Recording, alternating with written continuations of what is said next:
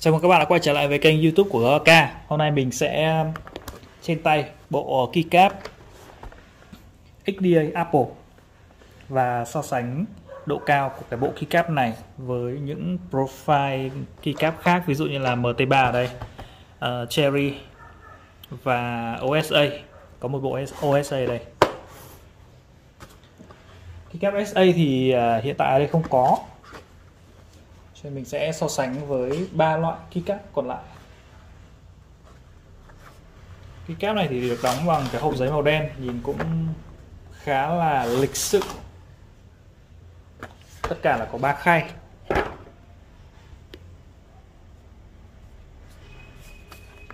Chúng ta có một cái khay mode, một cái khay alpha.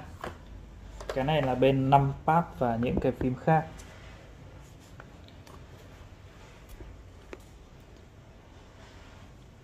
Khay đựng keycap thì làm bằng cái xốp, không phải là bằng giấy, làm bằng cái xốp mềm mềm.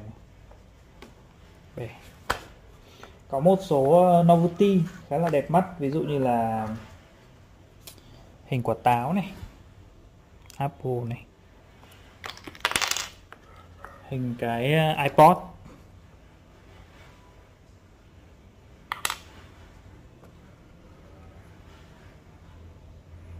đây là hình cái đồng hồ đeo tay, gọi là cái quái gì nhỉ, iWatch à? Cái đồng hồ đeo tay của Apple đây.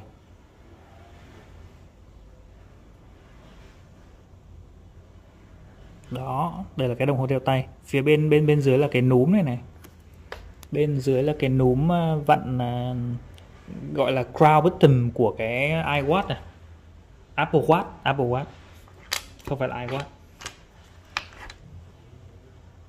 Một số phím khác, đây cũng có novelty Apple này.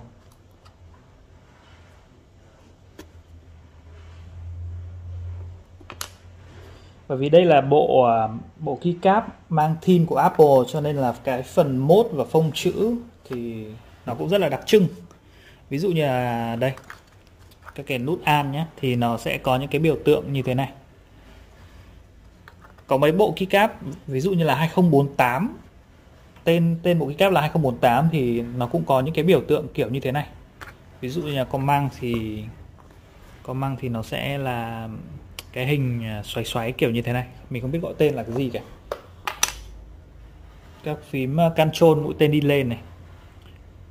Nói chung là cái phông của bộ keycap này thì khá là đơn giản và đẹp. Thanh space thì thanh space 6.25 này thì có ghi dòng chữ là Apple since 1976. Công ty Apple chắc là thành lập năm 1976.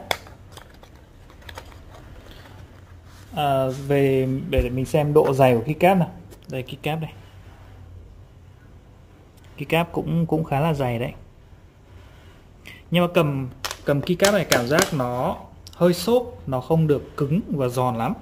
Các bạn có thể nghe thấy tiếng khi mà keycap đập xuống mặt bàn này. Nó hơi xốp chứ nó không được cứng lắm. Đây là keycap US đây. Mình sẽ lấy keycap MT3 ra. Nó là một cái keycap mang cảm giác khác hẳn luôn. Keycap MT3 thì nó rất là chắc chắn, chứ nó không có cảm giác xốp giống như là keycap Apple này.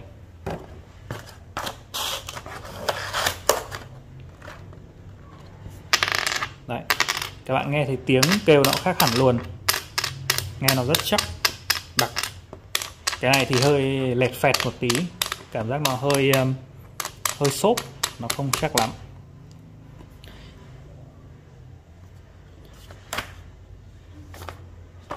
Đây là phần alpha.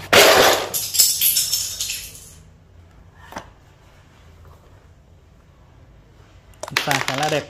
Bây giờ mình sẽ so sánh độ cao.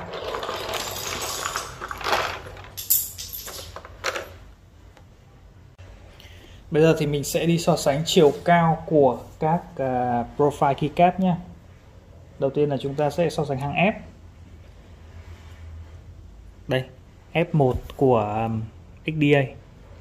Mà thực ra so sánh profile của XDA khá là đơn giản, bởi vì là XDA thì cái round nào nó cũng cao bằng nhau, cho nên là chỉ cần lấy một keycap ra là so sánh được tất cả với những loại khác được rồi. Ví dụ như đây là phím F này, đây là phím Q này, đây là phím Q. Chiều cao nó giống hết nhau luôn, cao bằng nhau luôn. Đây, chiều cao bằng nhau luôn. Cho nên là so sánh chiều cao của XDA thì chỉ cần đơn giản mình sẽ lấy cái nút Apple này và mình sẽ so chiều cao so với những profile khác. Đầu tiên là so với hàng F của MT3, siêu cao khổng lồ, rồi đến hàng F của OSA cũng cao, và bây giờ mình sẽ lấy hàng F của Cherry. Ở đây mình sẽ không so sánh với keycap và với profile là OEM. OEM thì cao, các bạn cứ cho cao hơn Cherry một chút là được.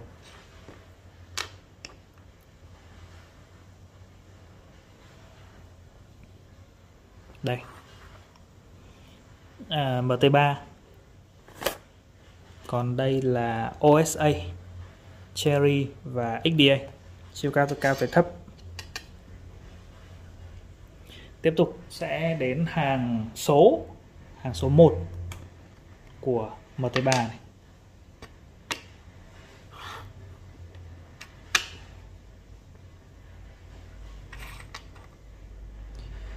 Profile MT3 thì hàng F với hàng số là chiều cao khác nhau. Các bạn có thể thấy là cái F này nó cao hơn cái hàng số này. Đây là số 3, đây là F1, cái F cao hơn, nó cao vút lên luôn. MT3 này, rồi đến OSA này, Cherry thì sẽ là Cherry thì hàng F với hàng số là 1.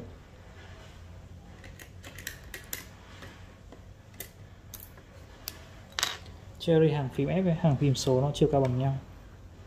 Tiếp tục XDA này,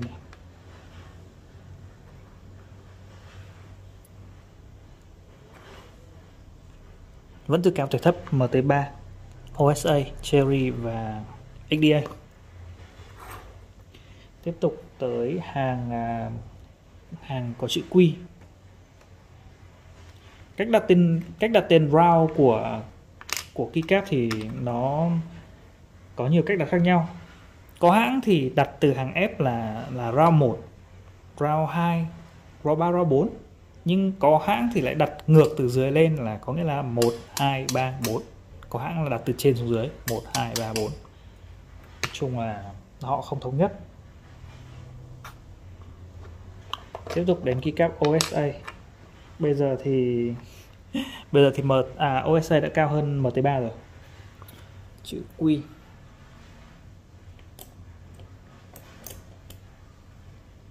Chữ Q của Cherry đây.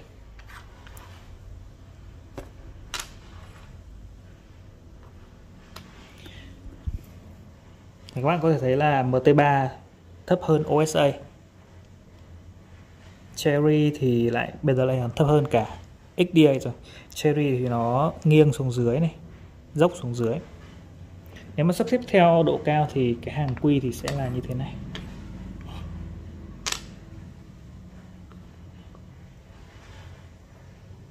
MT3 với OSA cao nhất, sau rồi đến XDA, và đến cái hàng Q này thì hàng chữ Q ấy thì Cherry là thấp nhất.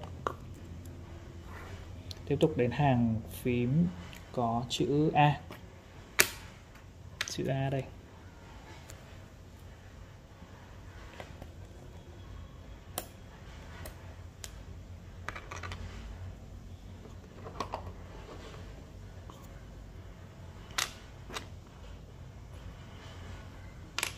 XDA thì vẫn giữ nguyên phong độ luôn, cao như nhau.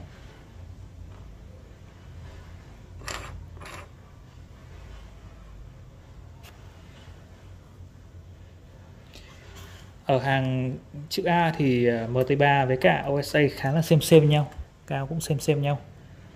Cherry thì thấp hơn hẳn luôn, đảo vị trí. XDA cao hơn, và đến Cherry. Cherry thì nó vẫn là keycap nó dốc xuống dưới. Gõ Cherry cảm giác gõ rất là ok. Tiếp theo đến là hàng chữ Z. hàng chữ Z.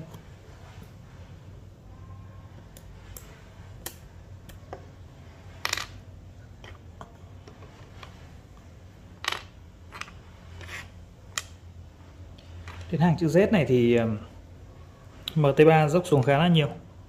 Đây, MT3 dốc xuống khá là nhiều. OS đây cũng dốc xuống khá nhiều. Mấy cái hàng dưới này thì Cherry thấp nhất. Cherry thấp nhất, rồi đến XDA. XDA thì nó phẳng nằm ngang, các bạn có thể nhìn thấy cái cạnh keycap ngang so với cái mặt bàn này.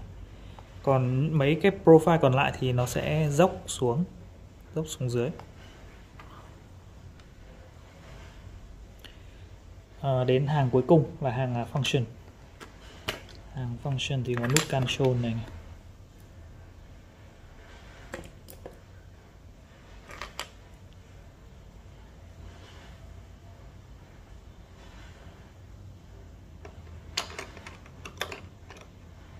Đây là OSA và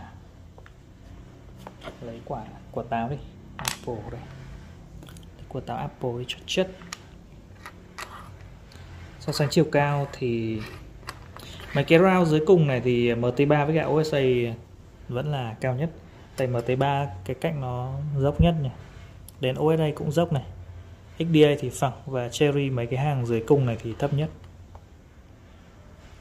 Về cảm giác gõ thì mình chưa gõ, nhưng tới thời điểm hiện tại thì với cá nhân mình thì mình thấy gõ Cherry vẫn là thích nhất, bởi vì nó thấp, gõ không mỏi tay, gõ rất là thoải mái, và cái chiều cao của keycap nó không cao, cho nên là khi gõ với các cái switch ấy thì tiếng nó đanh nó khá là hay.